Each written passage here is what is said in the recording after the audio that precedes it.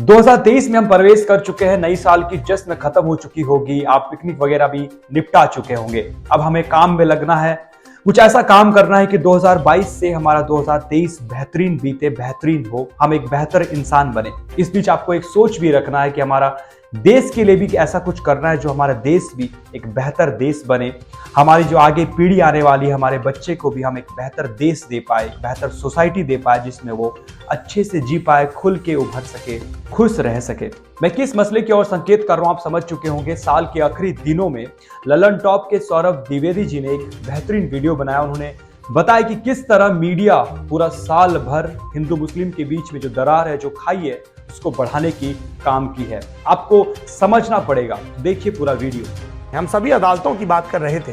अदालतों का काम है सही और गलत का फैसला करना और जो गलत मिले उसे सजा सुनाना। लेकिन इस साल ये काम हमने अपने हाथ में लिया या कई बरस से ले रखा है। इस बार स्क्रीन के दोनों तरफ मौजूद लोगों की बात हो रही है। दुख की बात यह है कि हमने ये फैसला धर्म के आधार पर लिया।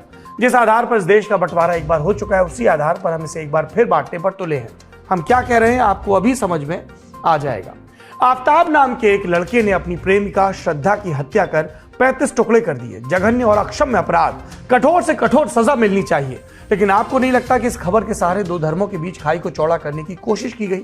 बार बार व्हाट्सएप ग्रुप में ऐसे मैसेज भेजे गए जो धर्म विशेष के खिलाफ नफरत का प्रचार करते थे। एक क्रूर गुनाह को गुनाह की तरह न देखकर धर्म के चश्मे से देखा गया। अगर ऐसा नहीं था तो बताइए। यूपी के आजमगढ़ में एक युवक ने आराधना नाम की लड़की की सिर्फ इसलिए हत्या की क्योंकि किसी और से उसने शादी कर ली। इसके बाद आरोपी लड़के ने शव के टुकड़े टुकड़े कर दिए। क्या आप उस आरोपी का नाम जानते हैं? नाम है प्रिंस यादव।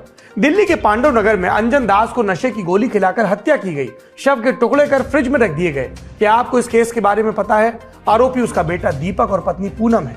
पर शायद इस पर इतना जोर नहीं दिया गया और तरजीह नहीं दी गई। वजह आप सोचिए। नवंबर के महीने में पश्चिम बंगाल के बरुईपुर में इंडियन नेवी के पूर्व अधिकारी उज्जवल चक्रवर्ती की हत्या हुई। शव को कई टुकड़ों में तोड़कर तालाब और जंगल में ठिकाने लगाया गया। आरोपी का नाम जानते हैं? उनकी पत्नी और बेटे ने ही हत्या को अंजाम दिया। लेकिन आपको व्हाट्सएप पर यह खबर नहीं भेजी गई, न ही टीवी चैनलों पर घंटों की कवरेज हुई।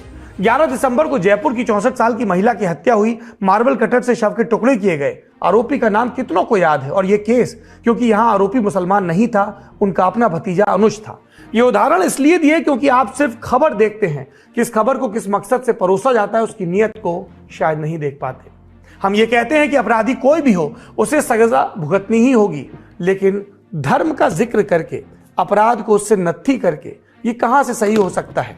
अपराधी हिंदू हो, मुसलमान हो, किसी भी धर्म का हो, सबके लिए आईपीसी के कानून में एक सी धाराएं हैं। जब कानून भेद नहीं करता तो हम आप ऐसा करने वाले कौन होते हैं?